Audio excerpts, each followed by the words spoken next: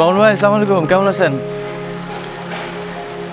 আর ভালো থাকা, আপনার কাছে তো মাল নিয়ে আমি বিপদে আছি। আমার ব্যবসা করাই তো মুশকিল হয়ে যাচ্ছে।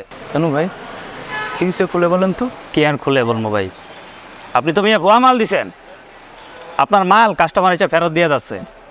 কিছুক্ষণ আগে তো 2জন কাস্টমার এসে আপনার শ্যাম্পু ফেরত দিয়ে গেছে। বলেন কি ভাই, আপনার না পরশুদিন ফোন করলাম, আপনি বললেন যে মাল ভালো সেল হচ্ছে। তাছাড়া আমাদের কোম্পানির রিভিউ তো ভালো, আপনি যাচাই বাছাই করেন নাই, দেখতেছেন তো সব দোকানে দোকানে কিন্তু আমাদের কোম্পানির মাল চলতেছে। আরে রাখেন মিয়া আপনার রিভিউ। আপনার শ্যাম্পু ব্যবহার করে একজন কাস্টমারের চুল তো বরং উঠেই নাই, যা চুল ছিল সব কটাই পড়ে গেছে। আর 2জন কাস্টমার তো আপনার চানাচুর খাইয়া অলরেডি পাতা এখানে হাসপাতালে ভর্তি আছে। আরে বলেন কি ভাই, সেই অবস্থা।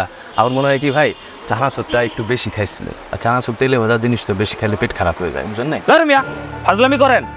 আপনার মাল গুছাই রাখছি, গাড়ি পাঠা দিয়েন, মাল নিয়ে যান গা। আরে ভাই, সেতেন কেন? সেতলে কি আপনার সাথে ব্যবসা হবে? আপনি এক কাজ করেন, আমাদের নতুন ডিটারজেন্ট ঢুকছে, 1 কেজির প্যাকেটের সাথে একটা বড় বালতি ফ্রি।